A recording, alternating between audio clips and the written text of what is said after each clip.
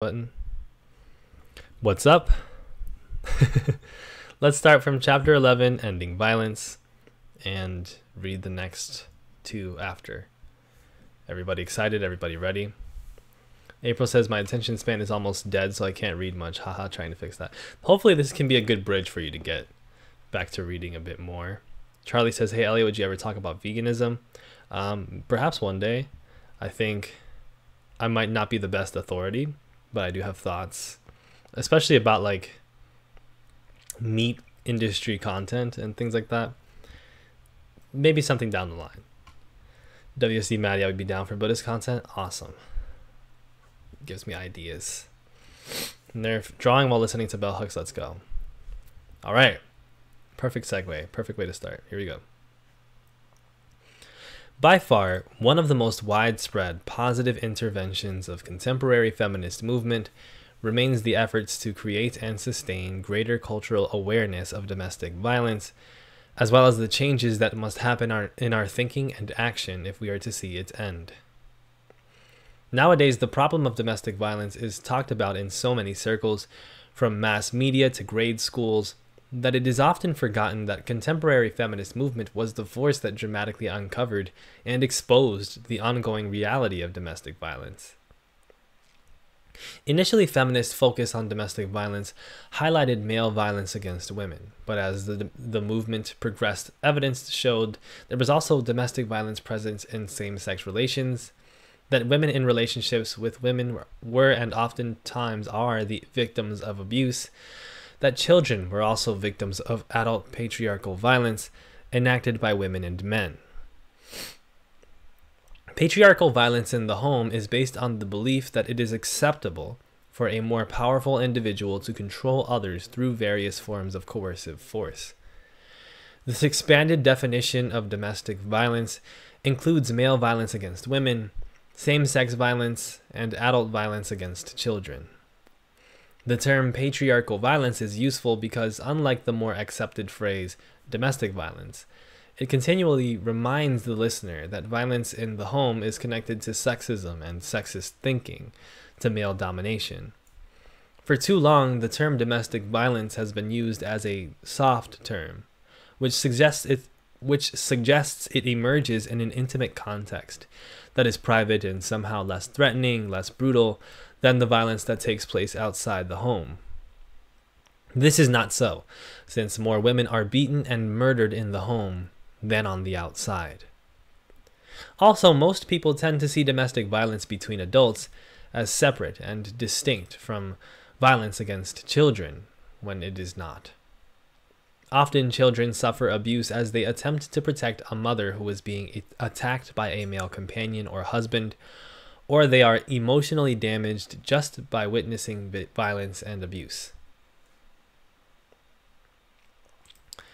Just as a vast majority of citizens in this nation believe in equal pay for equal work, most folks believe that men should not beat women and children.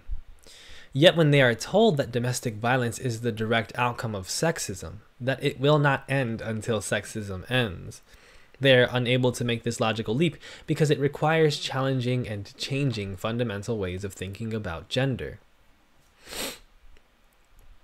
Significantly, I am among those rare feminist theorists who believe that it is crucial for feminist movements to have, as an overriding agenda, ending all forms of violence. Feminist focus on patriarchal violence against women should remain a primary concern. However, emphasizing male violence against women in a manner which implies that it is more horrendous than all other forms of patriarchal violence does not serve to further the interests of feminist movement.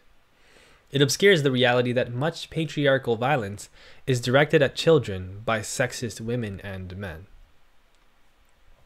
In a zealous effort to call attention to male violence against women, reformist feminist thinkers still choose often to portray females as always and only victims. The fact that many violent attacks on children are perpetrated by women is not equally highlighted and seen as another expression of patriarchal violence.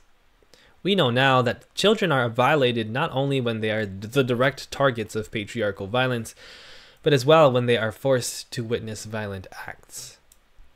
Had all feminist thinkers expressed outrage at patriarchal violence perpetrated by women, placing it on an equal footing with male violence against women, it would have been, and will be harder for, the public to dismiss attention given patriarchal violence by seeing it as an anti-male agenda.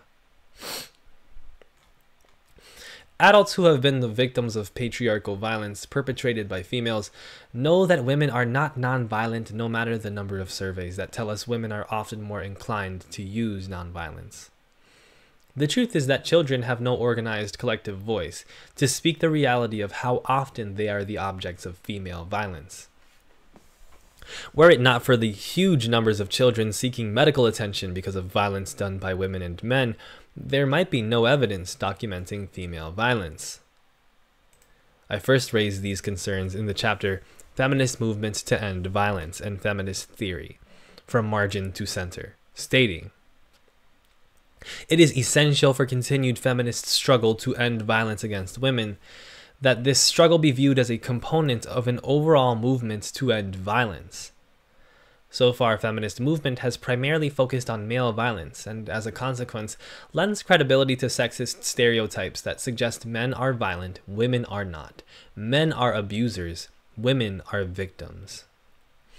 This type of thinking allows us to ignore the extent to which women, with men, in this society accept and perpetuate the idea that it is acceptable for a dominant party or group to maintain power over the dominated by using coercive force.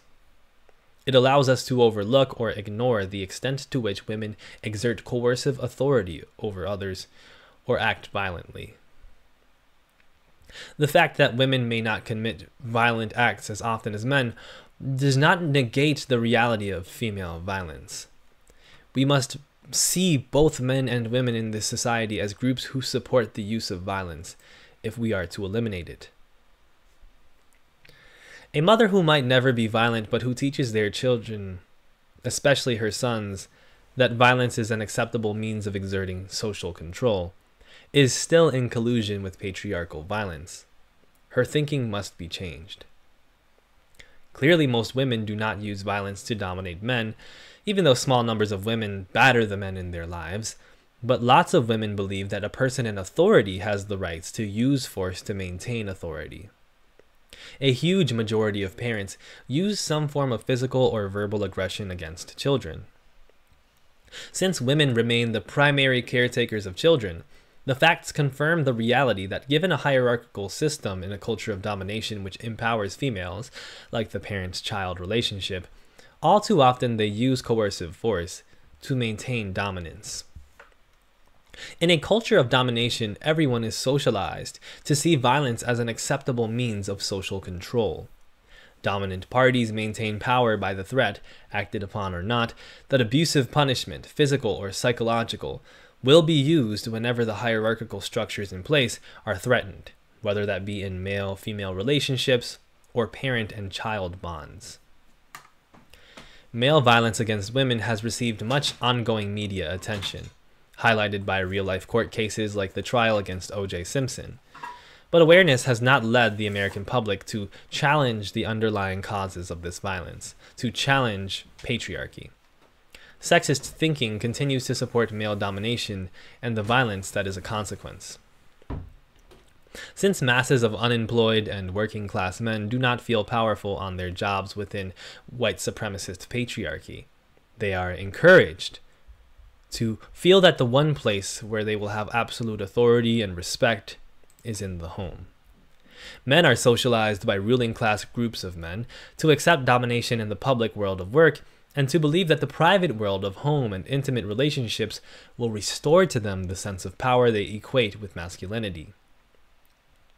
As more men have entered the ranks of the employed or receive low wages, and more women have entered the world of work, some men feel that the use of violence is the only way they can establish and maintain power and dominance within the sexist sex role hierarchy.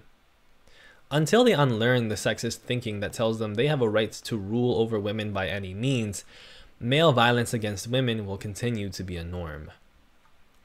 Early on in feminist thinking, activists often failed to liken male violence against women to imperialist militarism. This linkage was often not made because those who were against male violence were often accepting and even supportive of militarism. As long as sexist thinking socializes boys to be killers, whether in imaginary good guy, bad guy fights, or as soldiers in imperialism to maintain coercive power over nations, patriarchal violence against women and children will continue. Excuse me.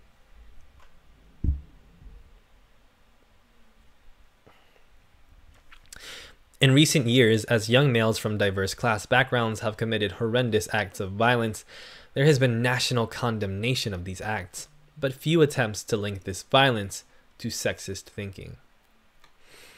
I conclude the chapter on violence and feminist theory from margin to center, emphasizing that men are not the only people who accept, condone, and perpetuate violence, who create a culture of violence. I urge women to take responsibility for the role women play in condoning violence. By only calling attention to male violence against women or making militarism just another expression of male violence, we fail to adequately address the problem of violence and make it difficult to develop viable resistance strategies and solutions. While we need not diminish the severity of the problem of male violence against women or male violence against nations or the planet, we must acknowledge that men and women have together made the United States a culture of violence, and must work together to transform and recreate that culture. Women and men must oppose the use of violence as a means of social control in all its manifestations: war, male violence against women, adult violence against children, teenage violence, racial violence, etc. Feminist efforts to end male violence against women must be expanded into a movement to end all forms of violence. And it is especially vital that parents learn to parent in non-violent ways. For our children will not turn away from violence if it is the only way they know how to handle difficult situations.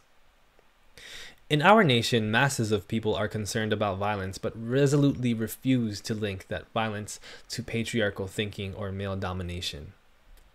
Feminist thinking offers a solution, and it is up to us to make that solution available to everyone. Okay, excellent chapter.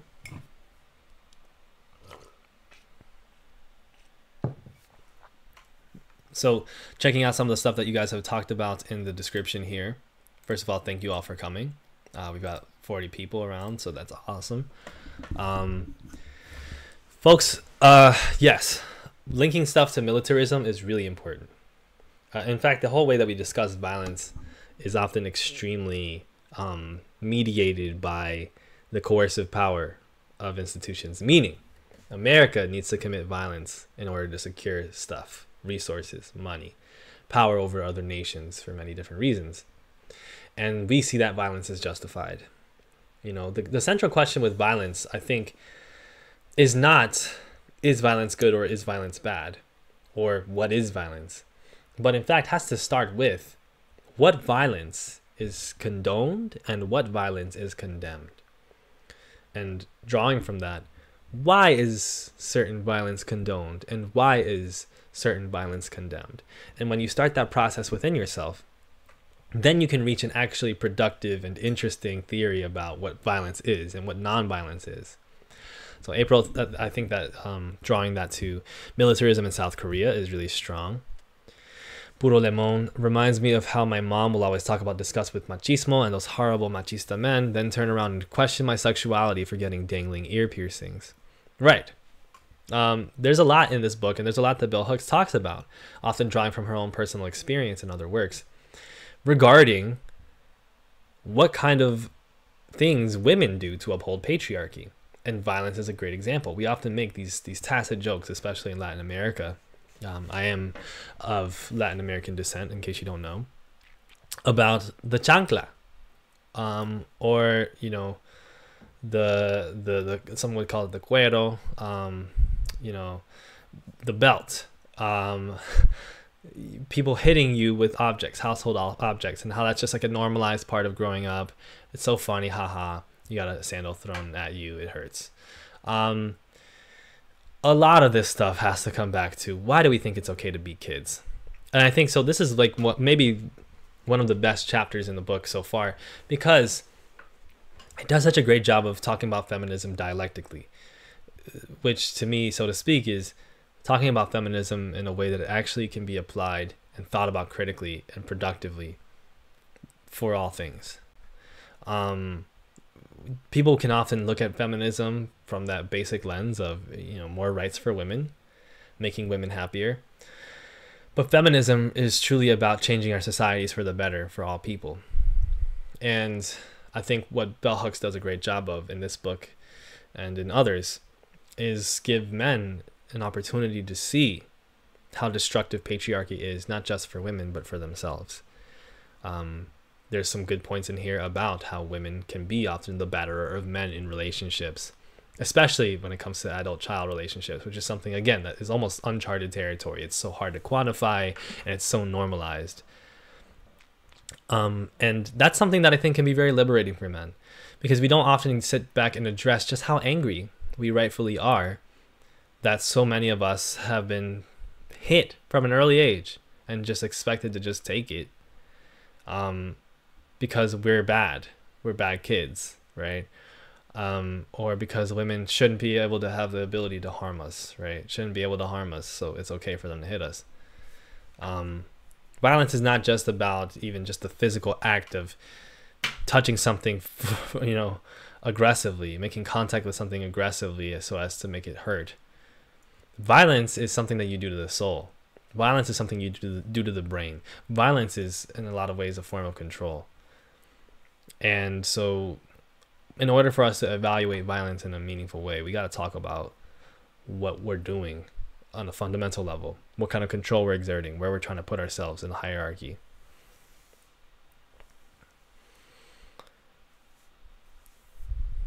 I thought you were Asian, BCW. I am Asian. I am of Chinese and Dominican descent. It was just a chapter, but holy hell, I feel like I ascended. Look at us. Welcome back to the live readings. Speaking of which, these live readings get posted to a separate channel of mine called Reading with Elliot. Maybe I should take a second to just put that in the pinned. Sorry for that noise. Let me switch over to here. I got y'all.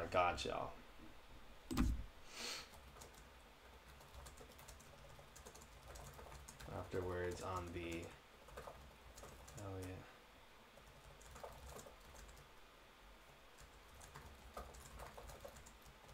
Reading with Elliot. And then I'll pin that. Okay. 50 folks in the chat. If we can get up to 60, it might let me not promise anything. Okay. Let me not promise anything, but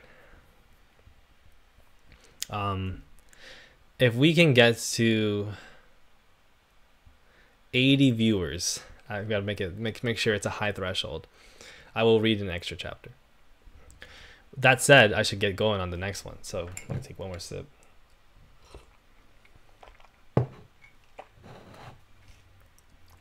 Okay, and now we will continue.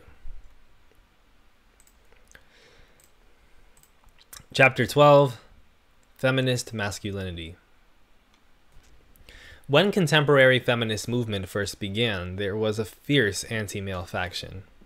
Individual heterosexual women came to the movement from relationships where men were cruel, unkind, violent, unfaithful.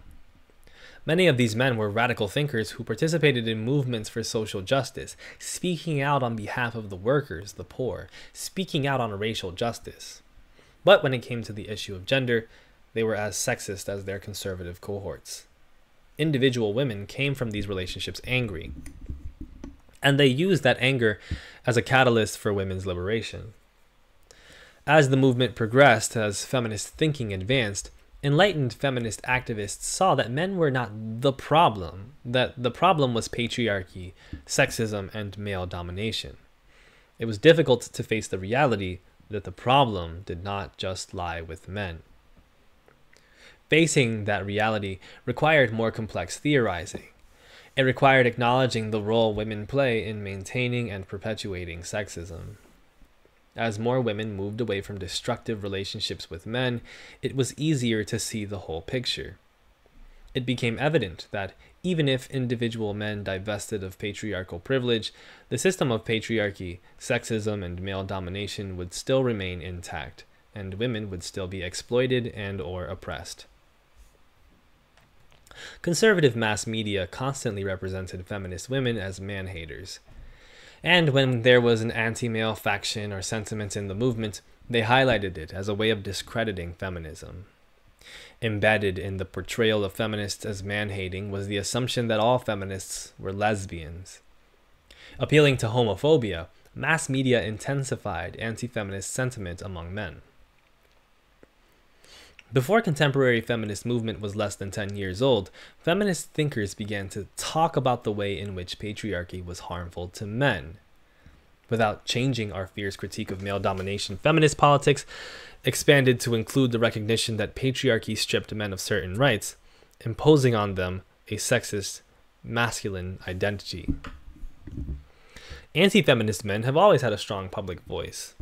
The men who feared and hated feminist thinking and feminist activists were quick to marshal their collective forces and attack the movement. But from the onset of the movement, there was a small group of men who recognized that feminist movement was as valid a movement for social justice as all the other radical movements in our nation's history that men had supported. These men became our comrades in our struggle and our allies. Individual heterosexual women active in the movement were often in intimate relationships with the men who were struggling to come to terms with feminism. Their conversion to feminist thinking was often a matter of rising to meet the challenge or risking the termination of intimate bonds. Anti-male factions within the feminist movement resented the presence of anti-sexist men because their presence served to counter any insistence that all men are oppressors or that all men hate women. It promoted the interests of feminist women who were seeking greater class mobility and access to forms of patriarchal power, to polarize men and women by putting us in neat categories of oppressor/oppressed. They portrayed all men as the enemy in order to represent all women as victims. This focus on men deflected attention from the class privilege of individual feminist activists as well as their desire to increase their class power. Those individual activists who called on all women to reject men refused to look at either the caring bonds women shared with men or the economic and emotional ties, however positive or negative, that bind women to men who are sexist. Feminists who called for a recognition of men as comrades in struggle never received mass media attention. Our theoretical work, critiquing the demonization of men as the enemy, did not change the perspectives of women who were anti-male. And it was reaction to negative representations of manhood that led to the development of a men's movement that was anti-female. Writing about the men's liberation movement, I called attention to the opportunism undergirding this movement. These men identified themselves as victims of sexism, working to liberate men. They identified rigid sex roles as the primary source of their victimization, and though they wanted to change the notion of masculinity, they were not particularly concerned with their sexist exploitation and oppression of women. In many ways, the men's movement mirrored the most negative aspects of the women's movement. Even though anti-male factions within feminist movement were small in number, it has been difficult to change the image of feminist women as man-hating in the public imagination. Of course, by characterizing feminism as being man-hating, males could deflect attention away from the accountability for male domination. If feminist theory had offered more liberatory visions of masculinity, it would have been impossible for anyone to dismiss the movement as anti-male. To a grave extent, feminist movement failed to attract a large body of females and males because our theory did not effectively address the issue of not just what males might do to be anti-sexist, but also what an alternative masculinity might look like. Often the only alternative to patriarchal masculinity presented by feminist movement or the men's movement was a vision of men becoming more feminine. The idea of the feminine that was evoked emerged from sexist thinking and did not represent an alternative to it. What is and was needed is a vision of masculinity where self-esteem and self-love of one's unique being forms the basis of identity. Cultures of domination attack self-esteem, replacing it with a notion that we derive our sense of being from dominion over another. Patriarchal masculinity teaches men that their sense of self and identity, their reason for being, resides in their capacity to dominate others. To change this, males must critique and challenge male domination of the planet, of less powerful men, of women and children. But they must also have a clear vision of what feminist masculinity looks like. How can you become what you cannot imagine? And that vision has yet to be made fully clear by feminist thinkers, male or female. As is often the case in revolutionary movements for social justice, we are better at naming the problem than we are at envisioning the solution. We do know that patriarchal masculinity encourages men to be pathologically narcissistic, infantile, and psychologically dependent on the privileges, however relative, that they receive simply for having been born male. Many men feel that their lives are being threatened if these privileges are taken away, as they have structured no meaningful core identity. That is why the men's movement positively attempted to teach men how to reconnect with their feelings, to reclaim the lost boy within and nurture his soul, his spiritual growth.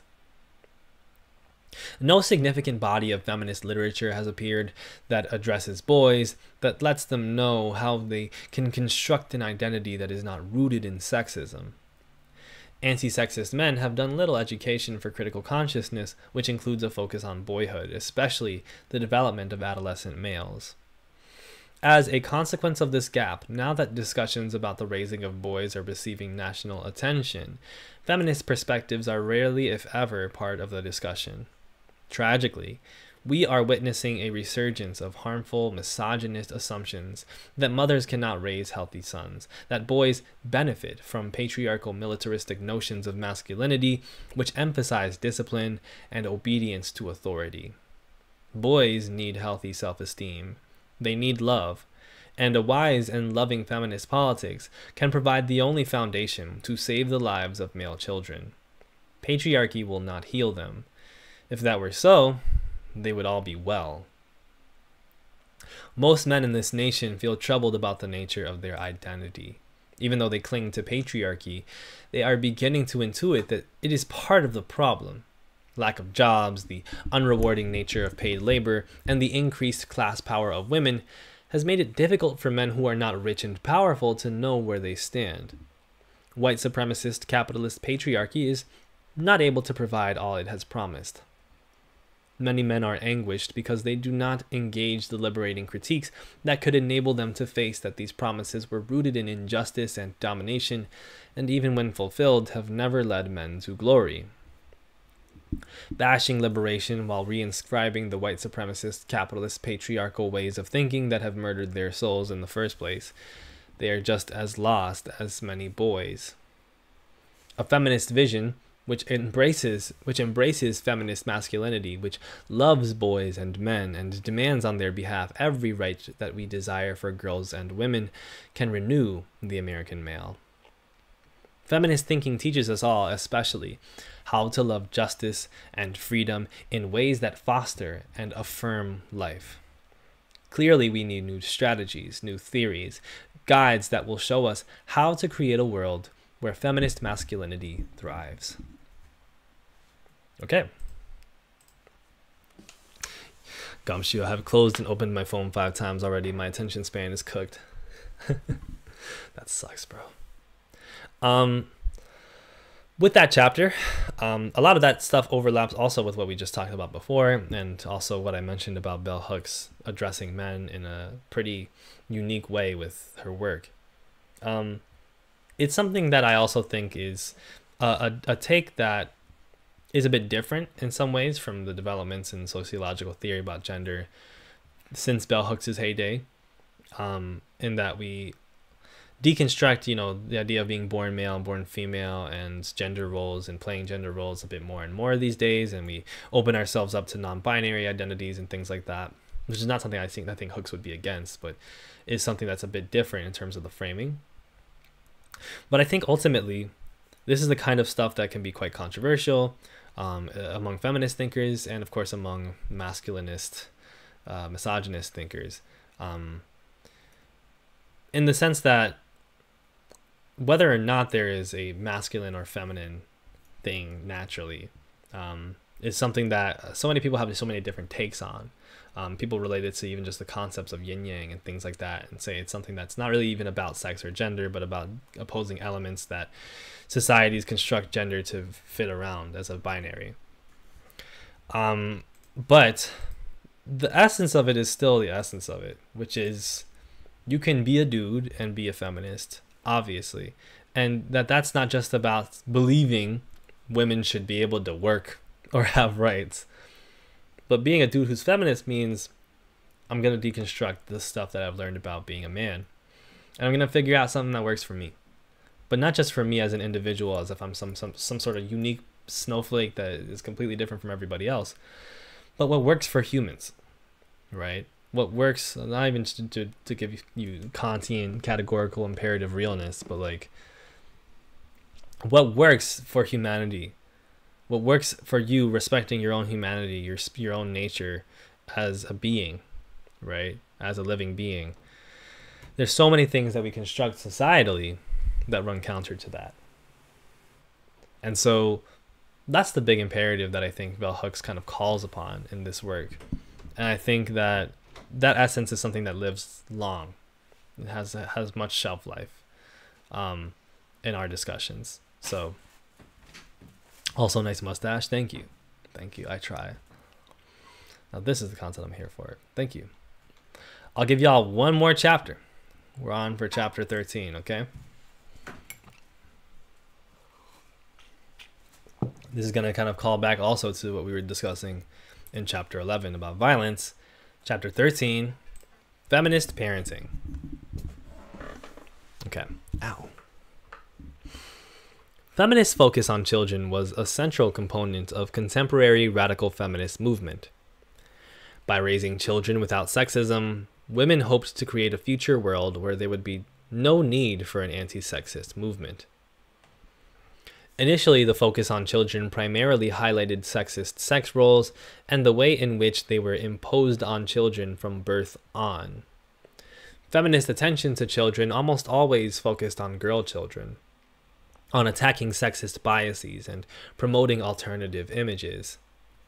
Now and then, feminists would call attention to the need to raise boys in an anti-sexist manner, but for the most part, the critique of male patriarchy, the insistence that all men had it better than all women, trickled down. The assumption that boys always had more privilege and power than girls fueled feminists prioritizing a focus on girls. One of the primary difficulties feminist thinkers faced when confronting sexism within families was that more often than not, female parents were the transmitters of sexist thinking. Even in households where no adult male parental caregiver was present, women taught and teach children sexist thinking.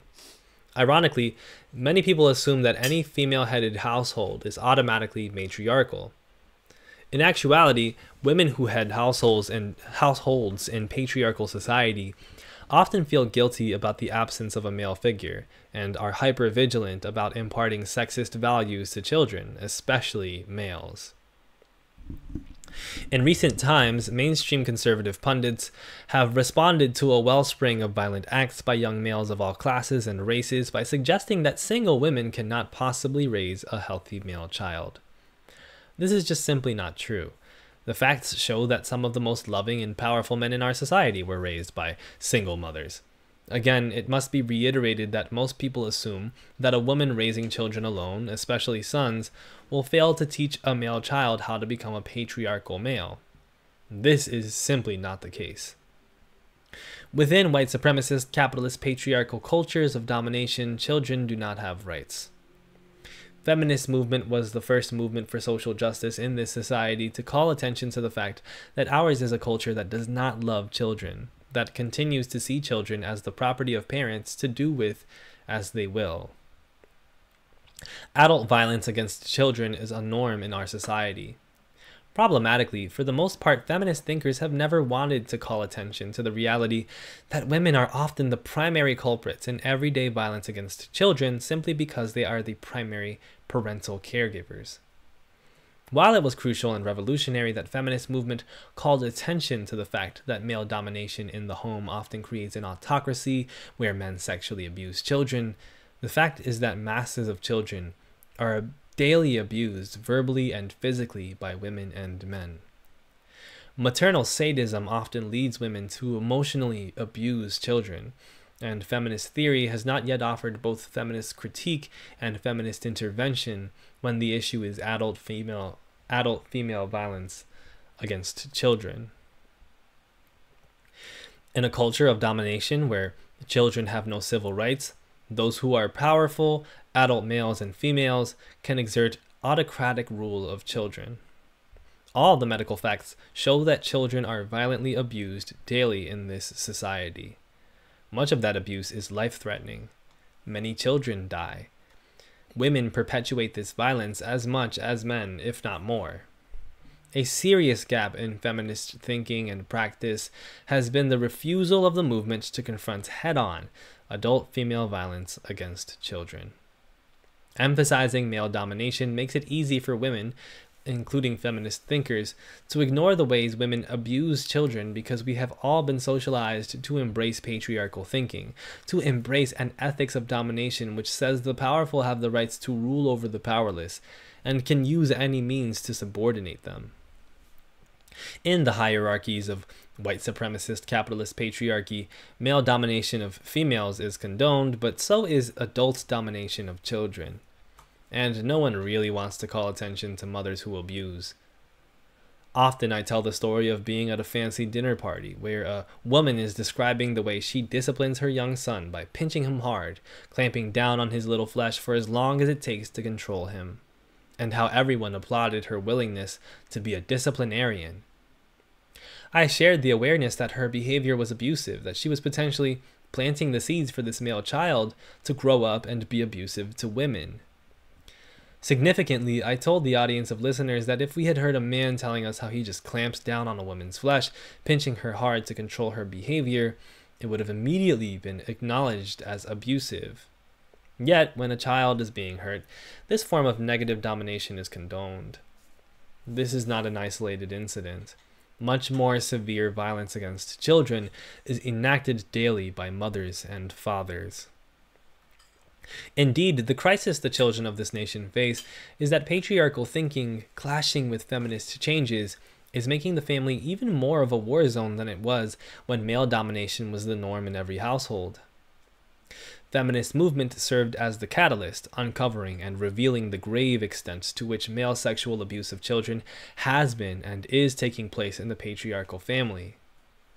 It started with grown women in feminist movement receiving therapeutic care, acknowledging that they were abuse survivors, and bringing this acknowledgement out of the private realm of therapy into public discourse. These revelations created the positive ethical and moral context for children to confront abuse taking place in the present. However, simply calling attention to male sexual abuse of children has not created the climate where masses of people understand that this abuse is linked to male domination, that it will end only when patriarchy is eliminated.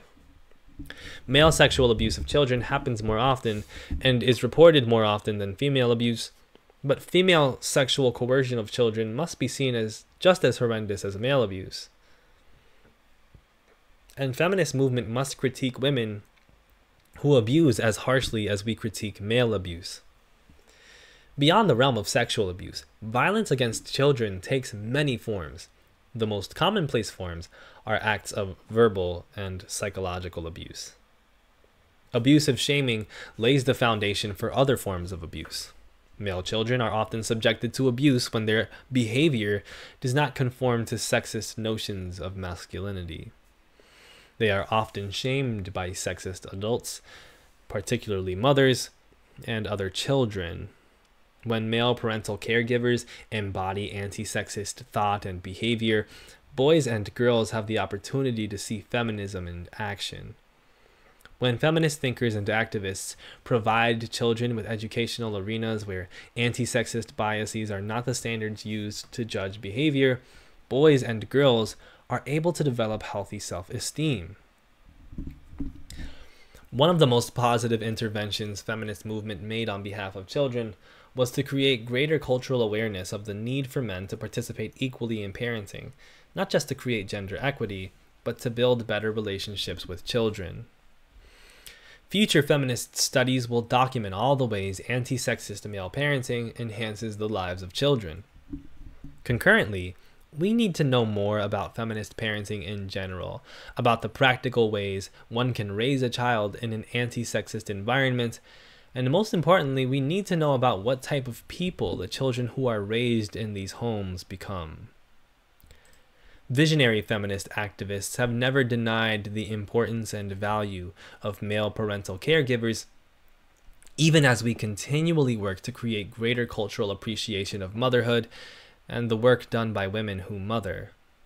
A disservice is done to all females when praise for male participation in parenting leads to disparagement and devaluation of the positive job of mothering women do. At the beginning of feminist movement, feminists were harsh critics of pitting that task against careers which were deemed more liberating, more self-affirming. However, as early as the mid-80s, some feminist thinkers were challenging feminist devaluation of motherhood and the overvaluation of work outside the home. Writing on this subject in Feminist Theory from Margin to Center, I made the point that working within a social context where sexism is still the norm, where there is unnecessary competition promoting envy, distrust, antagonism, and malice between individuals, makes work stressful, frustrating, and often totally unsatisfying. Many women who like and enjoy the wage work they do feels that it takes too much of their time, leaving little space for other satisfying pursuits. While work may help women gain a degree of financial independence or even financial self-sufficiency, for most women it has not adequately fulfilled human needs. As a consequence, women's search for fulfilling labor done in an environment of care has led to re-emphasizing the importance of family and the positive aspects of motherhood. Ironically, just when feminist thinkers had worked to create a more balanced portrait of mothering patriarchal mainstream culture launched a vicious critique of single-parent, female-headed households. That critique was most harsh when it came to the question of welfare. Ignoring all the data which shows how skillfully loving single mothers parent with very little income, whether they receive state assistance or work for a wage, patriarchal critiques call attention to dysfunctional female-headed households, act as though these are the norm, then suggest the problem can be solved if men were in the picture as patriarchal providers and heads of households.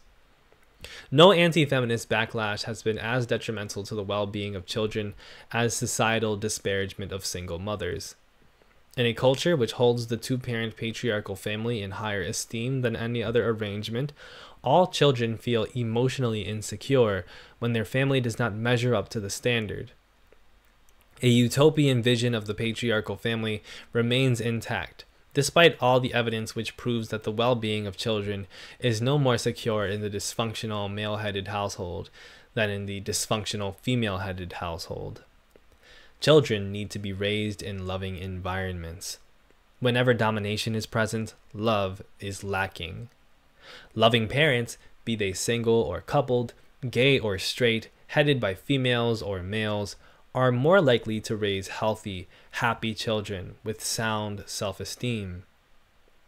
In future feminist movement, we need to work harder to show parents the ways ending sexism positively changes family life. Feminist movement is pro-family.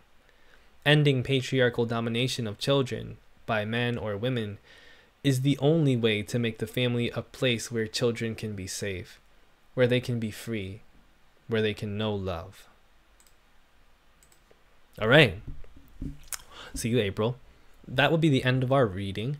That chapter is beautiful. It's beautifully written. And I think it speaks to Bell Hooks' commitment to the children, to youth, and to the subject of parenting as a significant part of gender. I mean, one of the key things that creates and maintains gender roles is the concept of, sex, conception, and the raising of a child. In fact, this is part of why these forces are created and why people separate into nuclear families, why that kind of thing becomes the social norm and observed and enforced by the state. Because it's part of the process of creating laborers, right? It's part of the process of creating parts of a society, So there's a lot to speak about like the importance of like raising sons and daughters, firstborn sons, right? Throughout our literature over the past, thousands and thousands of years, and how that form is created in the modern, globalized, but starting in the West, patriarchal society. Patriarchy creates a system of domination, which many people benefit from. And that's why it's maintained. And I think Bell Hooks also does a great job of pointing to some material things, but also just speaking in a very spiritual and convincing way how domination happens and why.